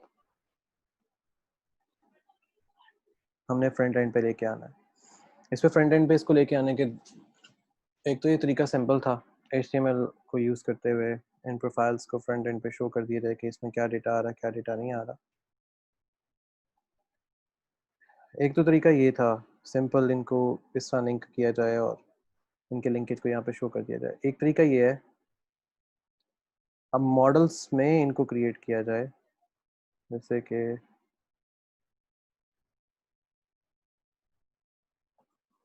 मैं यहाँ पे एक लॉगिन का टेम्पलेट जनरेट करता हूँ। मुझे अब इन सारी फाइल्स को, लॉगिन की हो गई, लॉगिन के अंदर बाकी सारी चीज़ें हो गई, इनको जनरेट करना है, और इसी तरह ही मुझे ऊपर वाली फाइल्स को रीजनरेट करवाना है। अब जैसे मुझे इस यूज़र्स में जो चीज़ें हमें जो जनरेट करवानी है वो यहाँ पे आ जाएंगी। जैसे लॉगिन हो गया,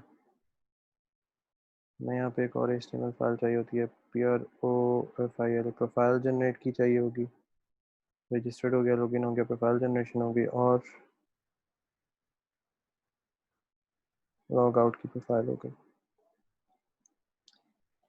हमारे पास ये हो गया। लॉग आउट में हमें ज़्यादा कुछ नहीं लिखना पड़ता, हमें सिर्फ लॉग आउट का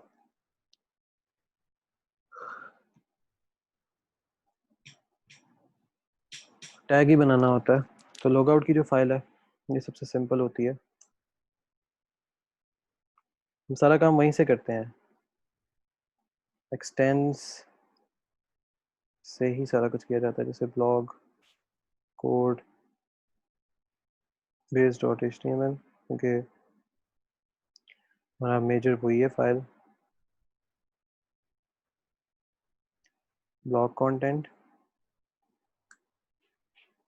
ब्लॉग कंटेंट के बाद मैं एक हेडिंग दे देता हूँ कि यहाँ पे क्या है, तो मैं कहता हूँ लॉग आउट, सिंपल, और मैं एक अपनी डिव बना देता हूँ,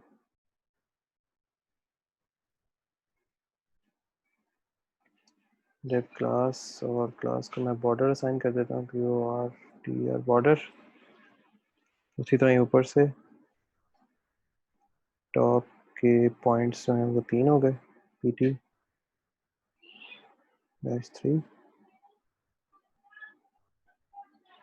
ये पॉइंट्स हो गए, ये इधर जनरेट हो गया, और स्मॉल का टैग आ गया, स्मॉल क्लास आ गई, और टेक्स्ट UTD म्यूटेड, और यहाँ पे रेफरेंस से अगेन मैं लॉगिन को असाइन कर दूंगा, REF,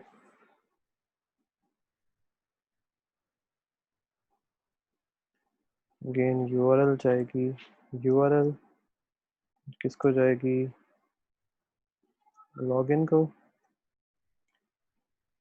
लॉगिन URL पे गई, और यहाँ पे मैसेज आ जाएगा लॉगिन, बस दैट्स ऑल। और यहाँ पे मेरा हो जाएगा एंड ब्लॉक कंटेंट, मैंने अपना ब्लॉग जो है यहाँ पे एंड भी कर दिया। ये मेरा टोटल लॉग आउट है। अब जो सारी इंफॉर्मेशन है जिसकी वजह से जो ये सारी चीज़ क्रिएट हो रही है वो है लॉगिन की profile, login HTML complete profile, कि उसमें हमने क्या चीज़ें किस तरह ऐड करनी है, और फॉर्म्स ने वहाँ से चीज़ें किस तरह एक्सेस करनी होती हैं। ये वो टोटल वे होता है कि जिसमें हम एरर्स को भी देख रहे होते हैं साथ साथ, कि एरर कहाँ पे किस तरह क्यों जनरेट हो गया। अब जैसे आज के उसमें एक एरर जनरेट हुआ वो बिला वजह का ही, अगर यहाँ पे व्यू साइट पे जाता हूँ तो मेरे पास अभी खाली पेज है व्यू साइट के अंदर। कि मैं यहाँ पे कोई भी चीज़ प्रिंट करवाने की कोशिश करूँगा या कुछ भी करता हूँ, वो मुझे एक ही सेट ऑफ इंस्ट्रक्शन देता है। अगर मैं यहाँ पे base.html में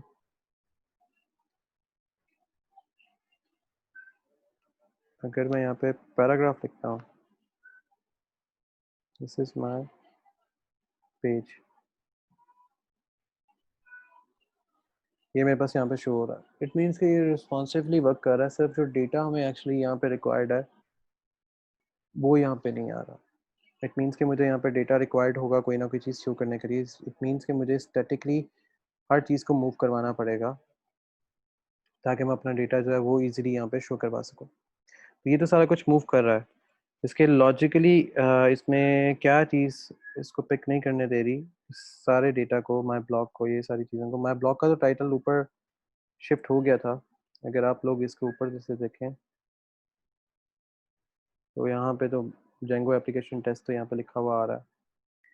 सो एप्लीकेशन टेस्ट तो बहुत इजीली लिखा हुआ आ गया। इनके ऊपर वाला फीड फॉर्म जो है वो चल रहा है। इसका जो फीड फॉर्म नीचे वाला है जिस पे सारा काम हो रहा है, ये क्यों नहीं वर्क कर रहा है, इसको बस देखना पड़ेगा कि ये काम क्यों नहीं कर रहा। क्योंकि माई ब्लॉग नहीं चला, ये वाला चला।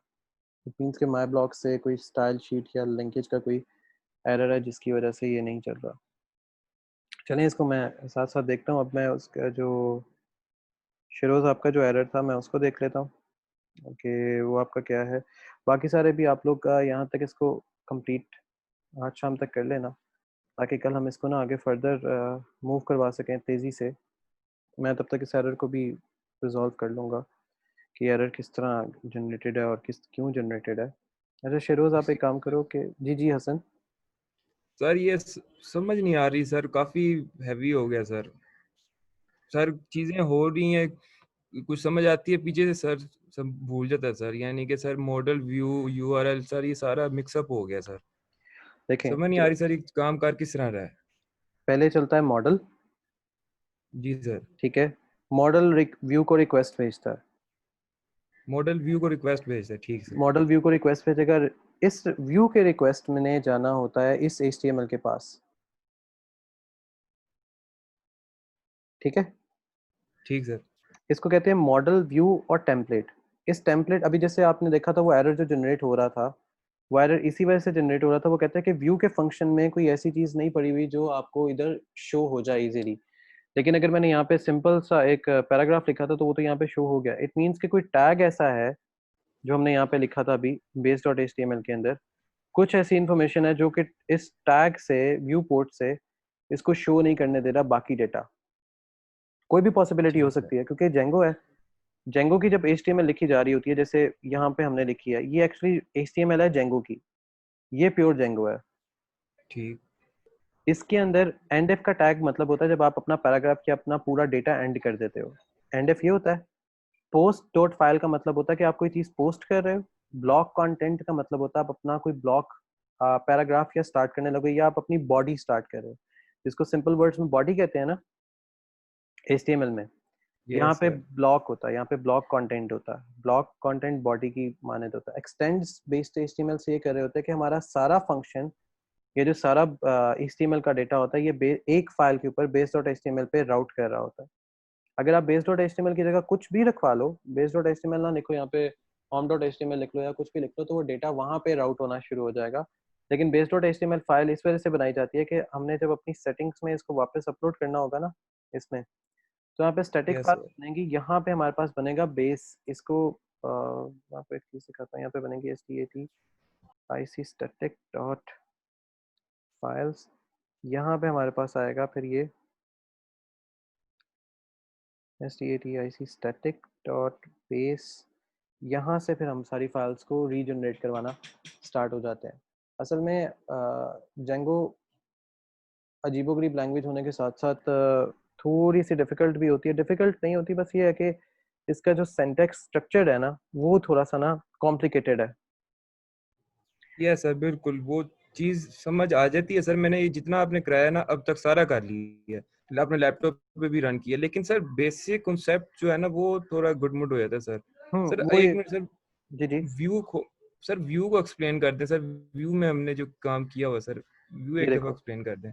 जब अभी हमने अच्छा मैं इसको ना ये है इसका कोड, ओके ठीक है, ये देखो व्यू में हमने बनाया, मैंने जेंगो के शॉर्टकट दिए, क्योंकि अगर मेरा रेंडर होता है मतलब मेरे पास कोई डेटा होता है तो रेंडर होगा, अगर नहीं होता तो मुझे वो एरर जनरेट करके दिखा देता है, एब्सोल्यूट 404 का एरर, जैसे अभी आ रहा था कि टेम्पलेट नॉट फाउंड। ठीक हो गया, यस इट सर। मीन्स कि कोई चीज़ रेंडर नहीं हो रही। अगर चीज़ मेरे पास रेंडर हो जाती है तो वो मुझे HTTP का रिस्पॉन्स आएगा कि हाँ मेरे पास कोई URL है, वो प्रॉपरली काम कर रही है, तो वो रेंडर हो जाएगा, काम हो गया। अब ओके। रेंडर जब हो गया, HTTP की रिक्वेस्ट भी फॉरवर्ड हो गई, तो वो रिक्वेस्ट फॉरवर्ड होने के बाद मुझसे क्या चीज़ पूछेगा, लॉगिन रिक्वायर्ड। और बिल्कुल। अगर मैंने ऑलरेडी मेरा डेटा उसमें है तो वो कहेगा यूजर ऑटोमेटिकली उसमें से पास हो जाएगा। ठीक है, अगर तो लॉगिन का डेटा नहीं है तो यूजर नया बनेगा। जब यूजर नया बनेगा तो उसके पास यही ऑप्शन आएंगे, list view, detail view, create view, update view और डिलीट व्यू। ये वो सर चीजें ये हैं किसके पास आ रही है सर, ये सारी list user view detail? User के पास। ये देखो एक ओके। मिनट मैं इसको रन करता हूँ, ये सारी चीजें ना यूजर के पास आ रही हैं, बैक के ऊपर भी फ्रंट के ऊपर भी। पोस्ट जो यूजर पोस्ट कर रहा है उसके पास नहीं है, जो यूजर इसमें प्रॉपर लॉगिन है ये उसके पास हैं चीजें।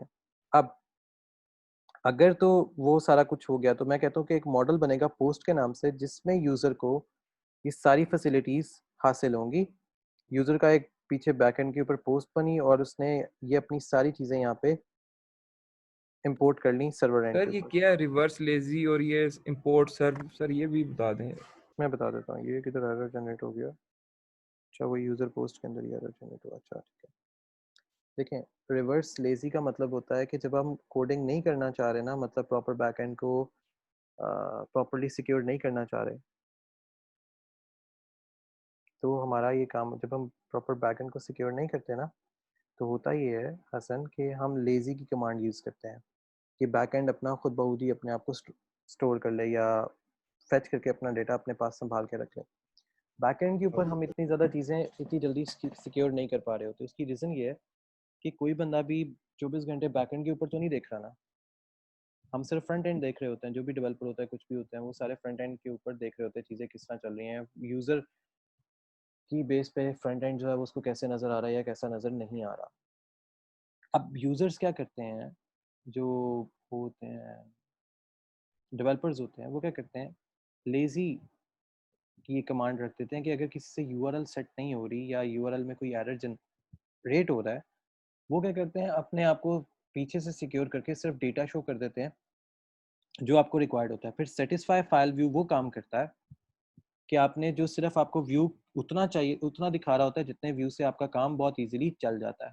जैसे ये दिखा रहा है, जैसे मैंने कहा पोस्ट के अंदर यूज़र को सिर्फ वो फैसिलिटी हासिल होगी कि वो इस चीज़ को डिलीट कर सकता है, अपडेट कर सकता है या कुछ भी इसके साथ कर सकता है।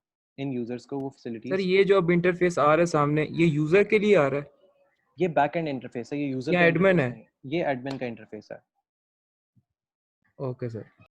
क्या अच्छा, ये जो सेटिस्फाइड फाइल्स हैं ये फिर हमें ये शो करती हैं कि अगर हमने कोई चीज़ कर ली, हम वापस व्यू अपनी साइट पे, जब हम साइट पे व्यू करने आते हैं तो सेटिस्फाई फाइल के अंदर वो व्यू लिखा जाता है जो हमने यहाँ पे अब यूज़र को दिखाना होता है, यूज़र को दिखाना होता है। अब जैसे यहाँ पे हमारे पास कोई अभी यूआरएल नहीं है तो यूज़र अभी कुछ नहीं देख सकता। सेटिस्फाई फाइल में वो आता है, ये है Q for database, for query, जो डेटाबेस में क्यूरी जाती है। जब क्यूरी डेटाबेस में गई तो इट मीन्स कि उसने कुछ ना कुछ तो जनरेट करना अपने डेटा के अंदर। जब उसने अपने डेटाबेस में कोई चीज़ जनरेट करनी है तो वो चीज़ जनरेट करेगा जो उसको वहाँ पे शो करनी चाहिए या शो होनी चाहिए। तो यहाँ पे अबाउट डॉट एचटीएमएल है जैसे, तो अबाउट के अंदर कोई डेटा अगर होगा या कोई भी इंफॉर्मेशन होगी तो वो अबाउट डॉट एचटीएमएल को वहाँ से जनरेट कर देगा और वहाँ से उस चीज़ों को शो भी कर देगा जो हमें रिक्वायर्ड होती है। सर ये जो पीछे इंटरफेस है उस पे जो गेट फाइल का जो आ है, वो यहाँ पे व्यू, यानी कि ये गेट फाइल रिक्वेस्ट जो है सर, जी जी, सर ये यानी कि व्यू क्या चीज़ है, क्लियर नहीं हो रहा सर, ये चीज़ देखें क्या है सर? अगर आप यहाँ पे होवर करते हो ना तो आपके पास नीचे ना इसकी सारी ऑटोमेटिकली डॉक्यूमेंटेशन ओपन हो जाती है। इसका मतलब क्या है, ये देखो मैंने यहाँ पे लिखा गेट फाइल और फाइल्स लिख दिया, मेरे इंटरफेस पे ये चीज़ शो हो रही है, ये वाली, यस सर, ये काम है। ये व्यू दे रही है सर, वहाँ से आ रही है। Exactly exactly. हर ठीक चीज व्यू से जनरेट होके एडमिन के पास भी आती है। जो चीज आप व्यू में लिखोगे वो आप एक्चुअली अपने मॉडल से क्रिएट कर चुके होते हो। ये देखो मैंने यहाँ पे एक्सटेंशंस लिखी थी, एक्सटेंशन में नेम आ जी रही सर। थी, नेम्स के साथ फाइल आ रही थी। जी जी। ये फाइल हमने कहाँ पे उठाई थी, ये उठाई हुई थी file uploaded to. Yes sir. ये लिंक करेगी व्यू के साथ, ये फाइल्स आ गई सारी, और फाइल्स हमें यहाँ पे शो हो गई। जो चीज़ आपने अपने मॉडल में लिखी है ना, यस सर। वो आप व्यू में भी उसको ऐड करते हैं। देखो मॉडल में title, file, content, date, updated author आ रहा था, व्यू में भी हमने ये सारी फाइल्स ऑटोमेटिकली इंपोर्ट कर दी फाइल्स। सर ये हाँ जी, ठीक ठीक ठीक हो गया सर। ठीक हो ये गया। सर होम पे सारी आ गई, post dot object dot all. Exactly ये देखें, okay sir. Each and everything आ गई। ये हम ओके जनरेट सर। करते हैं। ये होता है मॉडल, मॉडल से व्यू तक आए, व्यू से फिर हम जाते हैं टेम्पलेट के ऊपर, जिसमें हम बेस डॉट एचटीएमएल को लिख रहे हैं ताकि हमें फ्रंट एंड पे जो यूजर है हम उसको कुछ दिखा सकें जो कि उसने देखना चाहता है वो, एज अ लेमैन। ठीक हो गया। ये चीज़ें ऐसे चलेंगी और ये ऐसे ही चल रही हैं। सिर्फ इसका जो जेंगो का जो सिंटेक्स है ना, ये मत मारता है सिर्फ, और कुछ नहीं करता ये। इन द सेंस मत इस वजह से मारता है कि ये सिंटेक्स ना, इसको समटाइम रट्टा लगाना पड़ता है, समटाइम इसको ये समझ लें कि कड़वी दवाई की तरह पीना पड़ता है कि इसका सिंटेक्स। इसकी चार चीज़ें तो आपने एज इट इज़ याद रखनी है। एक्सटेंड आपने हमेशा करवाना है, ब्लॉक कंटेंट आपने हमेशा लिखना है, जहाँ पे आपने एंड करना है वहाँ पे एंड इफ आएगा, अगर आपने कोई इफ की कंडीशन लगानी है तो इफ पोस्ट आएगी। ये चार चीज़ें तो आपकी मस्ट है ना, जो आपने आनी आनी है। इसके बीच में हेरा फेरी आप जैसे मर्जी करते रहें, वो आपकी डिपेंड करेगा पोस्ट के ऊपर कि आप पोस्ट एक्चुअली किस तरह दे रहे हैं या उसमें क्या चीज़ किस तरह ऐड कर रहे हैं। तो ये वो चीज़ थी सारी। Okay sir. अच्छा शेरोज, आपके सिस्टम का क्या है आईपी?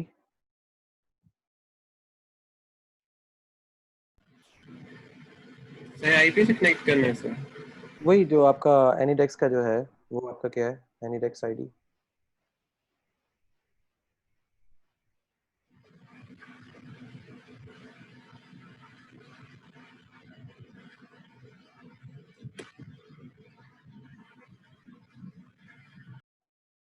ओके ठीक हो गया, आई गॉट इट।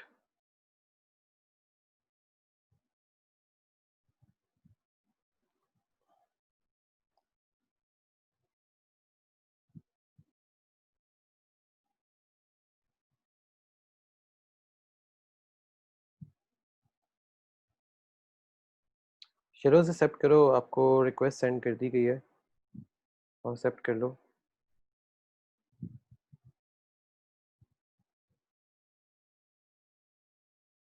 ओके ठीक हो गया। अच्छा आप एक काम करो कि जूम को बस मिनिमाइज कर दो ताकि ना जूम डिस्टर्ब ना करे। जूम को मिनिमाइज कर दो।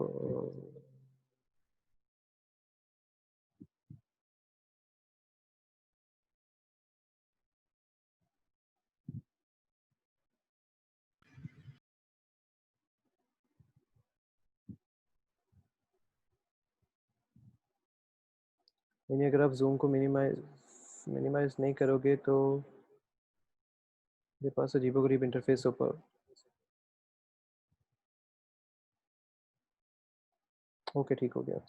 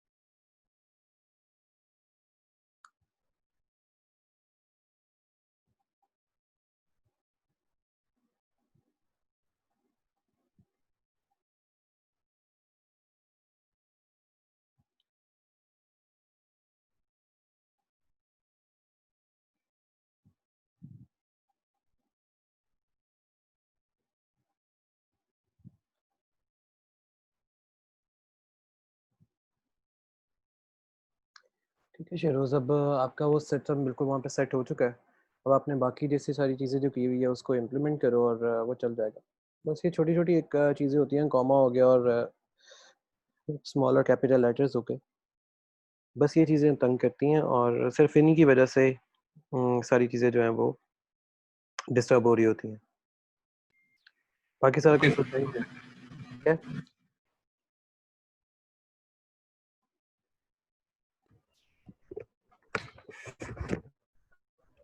चलो, बाकी मैं अपना ये एरर दूर करके तो मैं व्हाट्सएप में अपडेट कर एक्सक्यूज मी दूँगा। सर, जी हसन।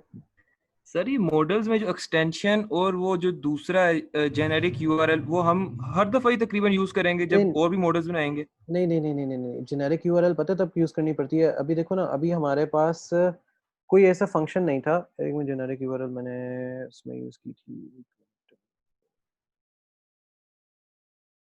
नहीं, वैसे मैं इसमें जेनेरिक यूआरएल तो मैंने यूज़ ही नहीं की। इसमें की एब्सोल्यूट यूआरएल सर। अच्छा हाँ, एब्सोल्यूट नहीं। एब्सोल्यूट यूआरएल हम हर जगह पे यूज़ नहीं करेंगे। अभी यूज़ करने का सिर्फ ये मकसद था कि ना हमें यूज़र का आइडिया नहीं है कि यूज़र अपने आप को खुद रजिस्टर करवा रहा है, क्योंकि सम टाइम वेबसाइट्स होती हैं हम यूज़र्स को रजिस्टर करके देते हैं वेबसाइट्स पे। Okay sir. ठीक है? और होता ये है कि जब यूज़र्स हम खुद रजिस्टर करके देते हैं तो उसका जो डेटाबेस है ना, हम खुद बना के दे रहे होते हैं। लेकिन अब यहाँ पे तो हम अपनी डेवलपमेंट वाली साइड पे है ना, तो हम गेट एब्सोल्यूट यूआरएल इस वजह से लिखते हैं कि हमें पता होता है कि यूज़र ने खुद से क्या काम करना है। ये होता है। Okay sir. ओके। ठीक है? Okay. See you by tomorrow in next class.